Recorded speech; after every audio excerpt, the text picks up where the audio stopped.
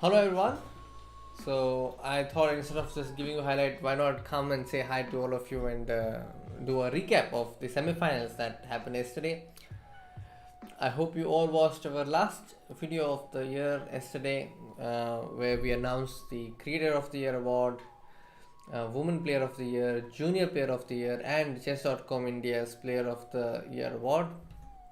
I think that was a very special video for us, and I also saw that some of the edits were also taken from the interview I did with Nihal Sareen, so that was really nice. Where we announced the hi Rishabh, hi Double Die, and hi Naveed. Yes, Happy New Year to you as well. And we also did this membership giveaway, so we will be soon announcing the winners. If you have not entered the giveaway, I think you can still do it. Just go to the video and enter your comment, and then you will be eligible for the random giveaway. All right. So, what exactly happened?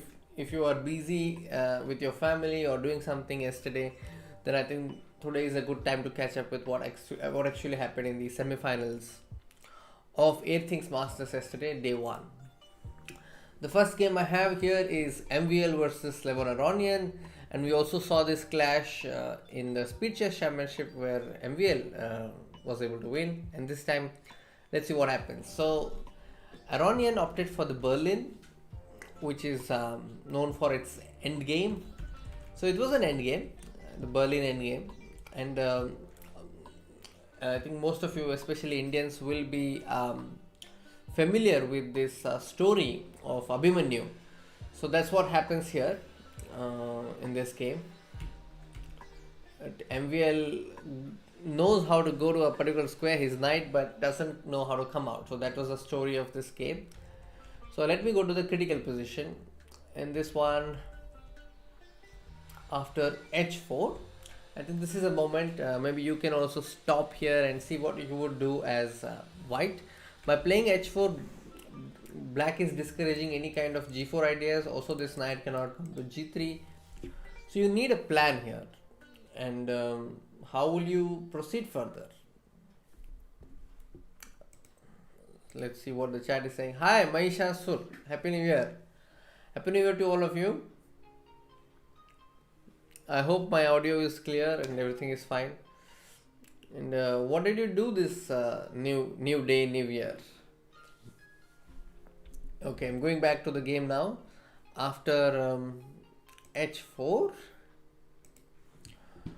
then he played knight g5. So I think this is where MVL started drifting a little bit. But maybe knight c5 was probably a good possibility. You're discouraging b6 because of knight c6. And the idea is rook e4. You're clearing the square e4 for the rook to come. But with knight g5, the thing is your knight is getting kicked off from d4. So after that, I think there was one moment where this knight is on a7 now, and the only thing white should be concerned about is getting this knight back. So after c6, this knight feels trapped because you cannot go here, cannot go here. So b4 was a way to go forward. He went with it. And then after this position, after b5, king c7, this is a moment where I think completely went into black's favor. Something like rook b1, idea b6 would have been fine. But he went with bc6 and then c4, and then this knight on a7 is trapped. Because if you play rook a1 also, there is knight e5, and eventually this rook will slowly come and capture the knight. Thanks to this important pawn on c6, the knight has become Abhimanyu. It cannot go anywhere. Kiran Purohit, you played chess on chess.com. That's great. Deboraj Biswas, wish you the same. Thank you. So, and then he lost a piece, and then he was able to. Aronian had no problems converting this, and he won the first game. Then, in the second game, Aronian played the Barry attack. The idea of this move, knight c3, is it's delaying c4, but white wants to go straight into attack. For example, if you move d6, then it will go into a pig defense. So if d5, this is usually played by those who play Grunfeld and don't want to go into a King's Indian territory. So d5 is a move typical Grunfeld players play. And here after bishop f4 e3, the idea is actually bishop e2 h4 h5. That was the old idea that players used to play. I remember CRG Krishna and Ravi Teja, they used it extensively in India. But he went knight b5, and then this is a different kind of an approach. This is a modern approach of treating the barrier attack. And then I'll come to the critical position here after rook a d1. Bishop c4 is not possible because of rook d7, so everything is still fine. I'll give you a puzzle, let's say. There was a position in which he was clearly better. I think it was somewhere around here after queen e3. I think this is a moment. What would you do as white? Take a moment, think for yourself what you would do as white.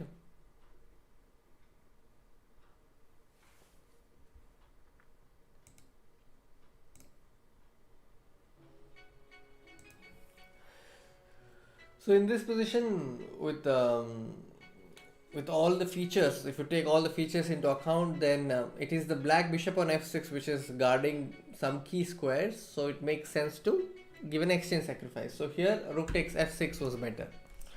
It would have ended the game instantly. After rook takes f6, rook takes f6, there is just bishop e5. And if you play rook f5, the idea is queen h6, idea mate. If you play rook f7, there is a mate. If you play queen e7 also, there will be a mate eventually. But if you take the bishop, then there is queen takes g6 followed by queen f6 and then picks a rook. So that is the reason behind playing rook takes f6 initially. But he did not. He played rook f2 and then this bishop c5. He had to give up his queen. White was still better, but it was not enough for a win. So after a lot of drama, they ended the game in a draw. So Aronian was still leading here. Then the third game, I think the critical position was after bishop c7. All this is fine. Yeah, here after bishop d6, I think something like h5 would have been fine, but he went b6, and then after f4, position is still stable, but it is, it becomes complex from here onwards. You can see. Let me go to the critical position again. So after rook a7 checking f8, all this is fine. The thing is, in most cases, Aronian was low in time. So I was observing, and he was coming low in time, though he was having some good positions. He was not able to immediately convert. So that was the concern when I was watching, whether he will be able to stay safe throughout. But then this game ended in a draw, so he still kept the lead. So third game, nothing much. When it comes, I cannot say that there were like heavy blunders or anything. It was like how Berlin endgames are, typical Berlin endgames. But in round 1 also they had Berlin, and in round 3 also they had Berlin. Now it was important to see what he would do in round 4. Instead of employing knight c3 again, like he did in game 2, he went for the main line with c4. And here MVL played b6. He did not go for his Grunfeld. Now, it's not a Queen's Indian and it's not a King's Indian or a Grunfeld. So, it's a new system and something that I haven't seen so often at the top level. I know that knight comes on e6. So, when I was preparing against some opponent from Russia, I think I had seen this once. So, you see it feels like black has developed harmoniously, but he lacks space and he needs to have some pawn breaks. And so, he comes up with e6. And in this game, I think Aronian was at his very best, and right from the opening, he had this advantage, and he played very clinically without any mistakes. He got his rook, he got his king, king h1. Moves like this just show that white is very patient and is waiting for his opponent to take action. Sometimes this is the best way to provoke mistakes from your opponent. After e5, obviously considering the drawback of e5, you go f5. Obviously, you should not take fe5 and ruin your pawn structure. f5 is correct. And then he got his rooks doubled. And when I was seeing this, I felt that there should be some exchange sacrifice very soon, but that was not really needed, I think. He did not really do anything of that sort. He used this bishop and put it on f5. And then the critical mistake came after rook f3. He went knight e1, which helped Aronian. After rook f1, knight c2, he played queen g6. Now in this position, after rook f3, instead of knight e1, maybe knight b2, and then if you take queen takes g6, then rook f8, something like this could have happened, but he played knight e1 and then he got this endgame. Now, the interesting part about this game is white is better, but Aronian blundered here. He blundered a piece, but his position was so great that even after the blunder, he was able to get ahead in the game. So he played in this position, queen takes c6. Maybe something like b3 would have been interesting, like b3 check, king f2 check, queen takes knight, something like that, because there's no check here, so this would have been interesting. Hello Vibhu Singh, hi Sports with Tanish. You have to join the Discord for applying for the moderator position. Hi Nitul. I think the last week, one of the medalists for India was from Assam. I think so, under 10 medalist. You can watch the celebration stream that we did. He was from Assam. So we can't really say that there are no stars. There are upcoming stars from Assam. Coming to the game, so in this position, queen takes c6 happened, and then queen takes f3. Now, king f3 and knight d4 check. So Aronian had blundered, but he was still able to win because the king is very active. So this d6 pawn is about to fall very soon. So he picked up the d6 pawn, and he also picked up a piece because this pawn was so powerful that eventually MVL had to give a piece. So you see, he had to give a piece, and then in this position, he played king e7 and then eventually resigned. So that means Aronian was through, 3-1 score. Now let's look at what happened in the game between Radjabov and Daniil Dubov. Daniil Dubov was the star of the quarterfinals because he won against none other than Magnus Carlsen. So here it's a semi-Slav. Nothing much happened in the opening. They played this, and if you want to know more about any opening, you should always look at the pawn breaks. So in this position, black wants to solve the problem of his bishop either by b6, bb7 and c5 or e5. So the struggle is whether black will get the pawn break and be comfortable, or whether white will be able to compress black's position and stay ahead in the game. So you see knight e4, knight d6, queen d6 happened, and now c5 is threatened. So white prevents c5 by playing rook d1, because now if you play c5, there is dc5, queen c5 and rook d7. So now again he plays queen e7, idea is he wants to go c5. And now he plays bishop d3. And now if you go c5, there is bishop h7 check, king h8 and bishop e4. This is a typical idea. White is slightly better. Then yeah, that's what happened, you see, that's the idea. Again to prevent c5. So black is still trying to get c5 and white has successfully stopped it for a while. Now you go after, he first defends the bishop and then gets the c5 break. So white had slight edge, but black defended, and then the game ended in a draw. So that was the story of this game. So they went into an endgame. You see, if black plays king f6, there is king g4. So that means that is a mind square. If you want to know more about this, please check out Dvoretsky's endgame manual. King f6 is a mind square. If you play king f6, there is king g4 and the pawn is lost. So these are like the corresponding squares. You have to keep going on those squares, and then it's a draw. That was the first game. And in the second game, again Daniil Dubov was white, and this time he played the knight bd2 version of the Bogo against the Bogo Indian. And you see that if you compare this game with his first game against Magnus Carlsen, the structure was somewhat similar. And here the knight came to d3, bishop came to f4, things like that happened. But here after knight e5, d5, c5, knight e5, I think position is, let's say, complex. I wouldn't say white is better, because black also has his own trump cards in the position. And I'm going to stop here and ask you to play the Daniil Dubov move after queen b8. Put yourself in the shoes of Daniil Dubov and see what you would do as white. Okay, you want Discord link? Alright, let me try to get the Discord link.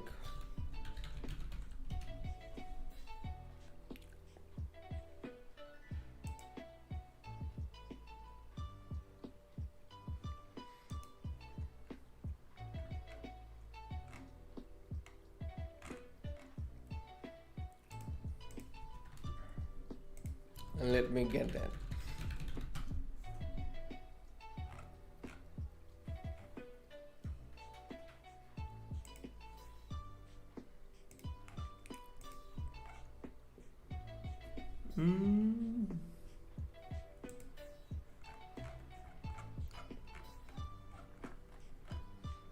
Let me see.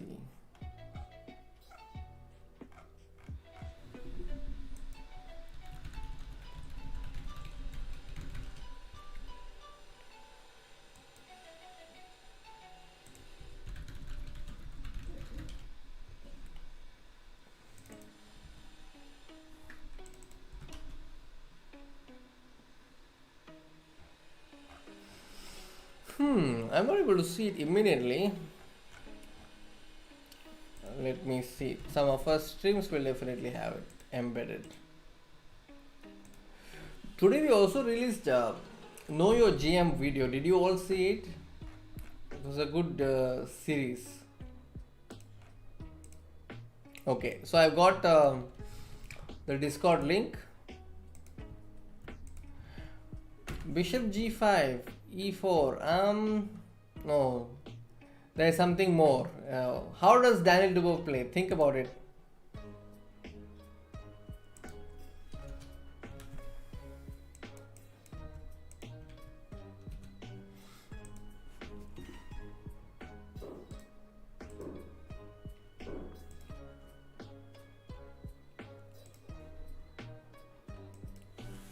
Yeah, so there you have the Discord link. Now I'm coming back to the game. In this position, Daniil Dubov played h4. There cannot be any other Daniil Dubov move, I thought. So h4 he played. You saw this h4 also in his semi-finals, quarterfinals game against Magnus. And then he got e4, bishop f4. Now thing is, a lot of pieces got exchanged. And I think after rook, then there came the rook. So Black really had no problems defending against any of the threats. And also White is not able to put this queen here. If the queen was on the king side, maybe he would have been able to pose some concrete problems, but not really in this position. So their game ended in a draw here. Then comes round 3, in which all the action took place.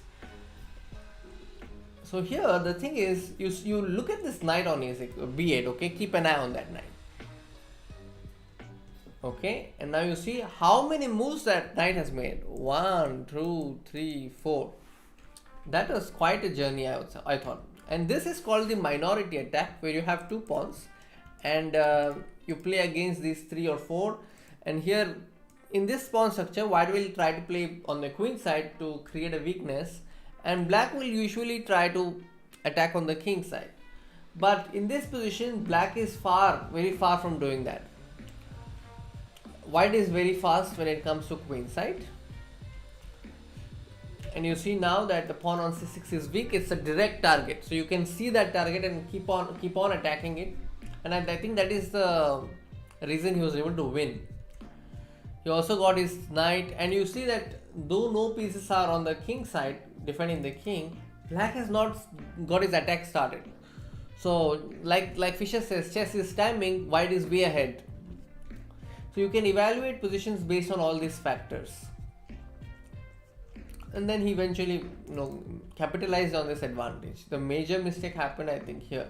He played bishop e7, and then there came knight f4 and then queen a6. So this pawn, even after c5, you see the d5 pawn is weak. That is the story of this position. So White is a pawn up. Radjabov was pawn up, and then he was able to convert it. And this is pawn up plus rook behind the passed pawn. So that's like a double dhamaka White has. Then he was able to convert this. Okay, there were some tactics here and there, like one move traps and all, but eventually he was able to win. So you saw that he got this pawn, but then knight f6, bishop f6, there is rook d6, and then takes his. Knights are always tricky. And then he won the game. You see in this position, bishop g5 was not possible because of the fork. So that means Radjabov had taken a lead, and then the only game left was the last one, where Daniil deposed White. And this is called the Kalashnikov. And now it's transposed into Sicilian Sveshnikov. The difference is, in this if you play knight f6, knight c3, this is an easy way of reaching Sveshnikov or Pelikan. But by playing e5, you keep your knight on g8, that allows some extra options. That means some f5 could come in Kalashnikov, knight could come to e7. But he decided to go into the Sveshnikov territory, and in this position, if Daniil Dubov had to stay, he had to win the game. But it did not happen, and then Daniil Dubov lost this game as Radjabov won. You see, after rook takes f5, the queen is protecting the rook. But after rook takes c6, now if you take this rook on c6, queen takes f5 is going. But Radjabov thought, anyway this rook is going, why not take something with it and then give it up. So he plays rook takes f2 and then takes the rook. And this is clearly better for black. You can see that though black has 5 pawns, white has 5 pawns, this king is not so comfortable, and there is a passed pawn. Plus this knight really is not really attacking the king side. So he was able to win. A lot of tactical tricks usually takes place. For example, here after bishop g5, if you take queen takes g5, there is e1 queen. If you take hg5, there is a mate on h4.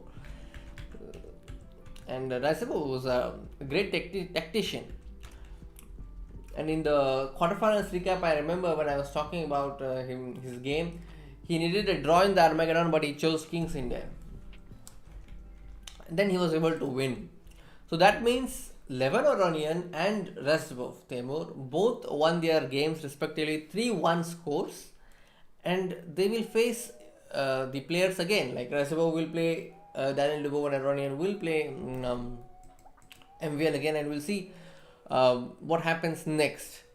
Today will be the day 2 of their semi-finals, and both Aronian and Daniil Dubov will have their chance. And then there's finals coming very soon. So it's going to get very exciting. The games, I think, start at around 7 p.m. So keep an eye. Yeah, Saikiran, hello.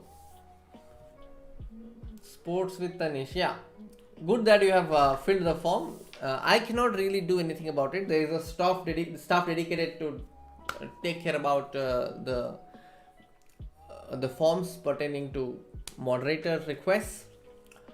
So yeah, I think now it's time to wind up. I just wanted to do a quick stream and wish you all a happy new year, and this was a good opportunity for me to do that because I was about to do the semi-finals coverage of Airthings Masters. So tomorrow will be day 2 coverage, and I'll be back again. And do also check out our video that we did today. Today is the birthday of MS Teimour, who is India's 50th Grandmaster and Karnataka's first Grandmaster. So I talked a little bit about him, and a birthday is a good opportunity to celebrate the existence of such people. So this is a new series dedicated to Indian Grandmasters. So today, since it was his birthday, we did a video on it. I also showed his best game. So do watch it. And now I'll take your leave. Until then, take care. Bye bye.